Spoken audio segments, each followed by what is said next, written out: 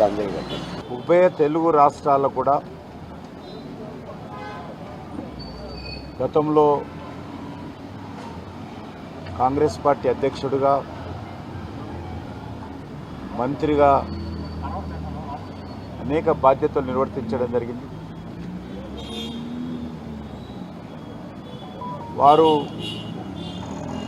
శాసనసభ్యుడిగా ఉన్నప్పుడు వారితో కలిసి పనిచేసేటువంటి అదృష్టం కూడా నాకు లభించింది. వారు ఏ రాజకీయ పార్టీ అయినప్పటికీ కూడా ఒక మంచి వ్యక్తి, అందరితో స్నేహభావంతో ఉండేటువంటి వ్యక్తి.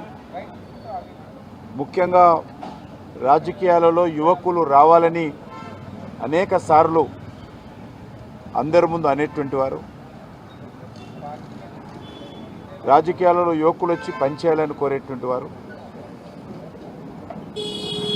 వారు పిసిసి అధ్యక్షులుగా ఉన్నప్పుడు 2004లో కాంగ్రెస్ పార్టీ అధికారంలోకి వచ్చినప్పుడు వారు కీలక పాత్ర పోషించడం జరిగింది. ఆ సమయంలో 2004 నుంచి 2009 వరకు వారితో శాసనసభ్యుడిగా ఉండేటువంటి అవకాశం లభించింది. ఆ తర్వాత అనేక సార్లు ఎప్పుడు కలిసినా, ఎక్కడ కలిసినా ఎంతో ఆప్యాయతతో మాట్లాడేటువంటి వారు. ప్రస్తుతం ఉన్నటువంటి పార్లమెంట్ సభ్యుడు ధర్మపురి అరవింద్ గారు భారతీయ జనతా పార్టీలో చేరినప్పుడు కూడా మరి నరేంద్ర మోడీ గారు చాలా బాగా పనిచేస్తూ ఉన్నారు, మీరందరూ కూడా యువకులు కలిసిమెలిసి పనిచేయండి, దేశం కోసం పనిచేయండి అని అనేక సార్లు చెప్పేటువంటి వారు. గతంలో వారు అనారోగ్యానికి గురైనప్పుడు మరి హాస్పిటల్లో కలవడం జరిగింది. కానీ అదృష్టవశాత్తు వారు కోలుకొని మళ్ళీ నిన్న మరి ఈరోజు గుండెపోటుతో మరణించడం ఏదైతున్నదో చాలా దురదృష్టకరము.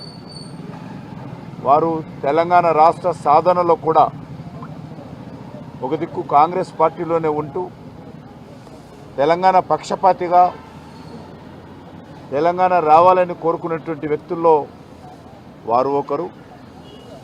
మరి అలాంటి పెద్దలు డి శ్రీనివాస్ గారు ఇక లేరు అని చెప్పడానికి ఎంతో బాధపడతా ఉన్నాము. వారి మృతికి నేను భారతీయ జనతా పార్టీ రాష్ట్ర అధ్యక్షుడిగా, కేంద్ర మంత్రిగా ప్రగాఢమైనటువంటి సంతాపం వ్యక్తం చేస్తూ ఉన్నాను. వారు ముఖ్యంగా వారి కుమారుడు భారతీయ జనతా పార్టీ పార్లమెంట్ సభ్యుడు మరి ధర్మపురి అరవింద్ గారికి, వారి ఇతర కుటుంబ సభ్యులందరూ కూడా మరి ఒక సానుభూతి వ్యక్తం చేస్తూ ఉన్నాను.